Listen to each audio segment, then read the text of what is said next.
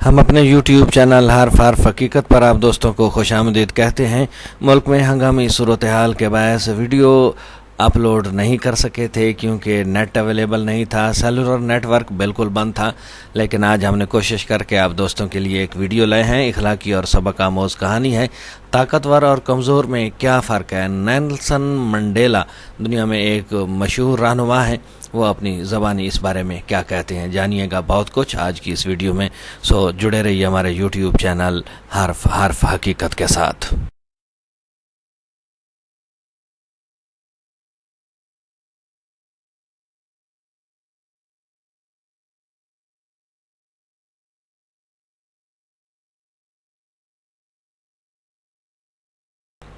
Nelson Mandela 2 دہائیوں سے زیادہ وقت جیل میں گزارنے کے بعد بالآخر ساؤتھ افریقہ کے صدر بن گئے تو اپنی سیکورٹی ٹیم کے ساتھ شہر گھومنے گئے اور وہیں راستے میں ایک ہوٹل میں کھانا کھانے بیٹھ گئے۔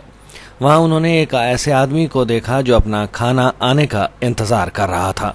نیلسن منڈیلا نے اپنے سیکورٹی افسر سے کہا کہ اس شخص سے کہیں اپنا کھانا لے کر ہماری میز پر آ جائے اور یہیں ہم بیٹھ کر ہمارے ساتھ کھانا کھائے۔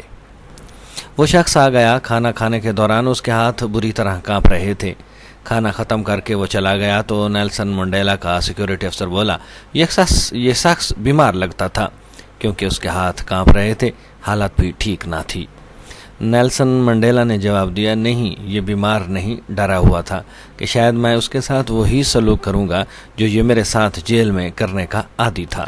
نیلسن منڈیلا نے بتایا کہ میں جس جیل میں قید تھا یہ وہاں گارڈ تھا، یہ مجھ پر شدید تشدد کیا کرتا تھا، جب میں ڈھال ہو کر پانی مانگتا تو یہ میرے سر پر پیشاب کیا کرتا تھا۔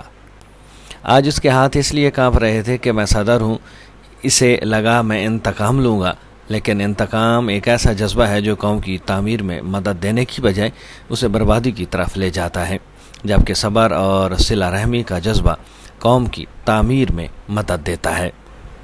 نیلسن منڈیلا نے اپنی بات مکمل کرتے ہوئے ایک تاریخی سچ ان الفاظ میں بیان کیا کہ کمزور شخصیت کے لوگ معاف کرنے میں تاخیر سے کام لیتے ہیں، جبکہ مضبوط کردار کے لوگ معاف کرنے میں دیر نہیں کرتے۔